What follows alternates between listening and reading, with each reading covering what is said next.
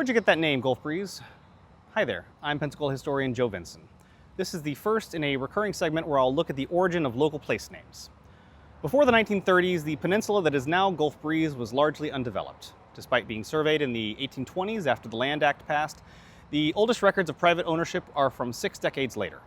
Besides a few homesteaders like the Duncan brothers from Kentucky, the only buildings were for seasonal retreats and hunting and fishing camps reached by boat, places like Santa Rosa Park, Seaside Park, or Edward Peaks Hunting Lodge.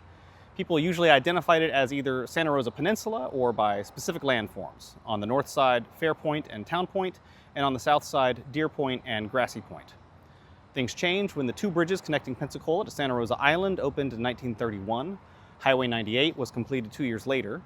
The casino was drawing a lot of out-of-state tourists who were finding no hotels closer than the San Carlos, miles away in downtown Pensacola. Even with the Depression going on, money was being left on the table. Enter James Abbott, who was manager of the Pensacola Coach Corporation, the company running the buses that had just replaced the city's decades-old streetcar system. Abbott decided to build a series of cottages and a service station near the Santa Rosa Sound Bridge. In the process of buying the land, he asked Ernest Mason for name suggestions. Mason suggested Gulf Breeze. Both Abbott and Mason were natives of Alabama, so it's possible they were familiar with a Daphne newspaper called the Gulf Breeze. But either way, the development became known as the Gulf Breeze Cottages. They were fully furnished 2-bedroom bungalows with a bathroom, kitchen, and living room, and renting them got you a free pass across the toll bridge. Charles Soule, a partner of the Noonan Construction Company that built the cottages, recommended a young worker named Mark X. Benson to be the cottage's live-in manager when they opened on June 9, 1935. Mark and his wife, Elouise, were recent transplants with no children. They agreed, but not wanting to travel into town for mail, they petitioned the U.S. Postal Service for a new mail route. Instead, Mark was selected to be postmaster of a new Gulf Breeze post office, which opened in March 1939. Mark served in the Navy during World War II, during which time Elouise was named acting postmaster. After the war, they moved their home cottage to a plot of land they had purchased on Highway 98 at Live Oak Street, closer to the 3 Mile Bridge.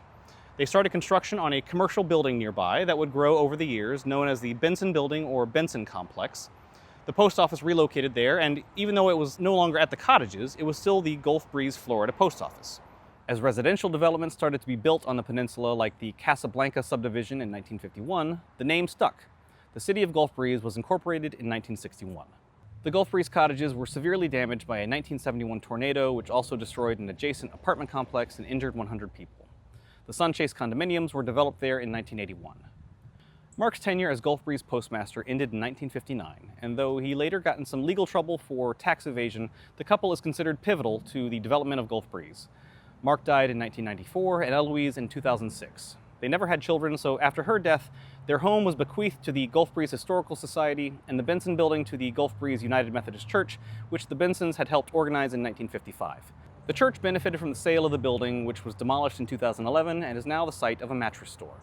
So that's a brief history of the cottages that were Gulf Breeze's namesake and the Bensons who opened the first post office there.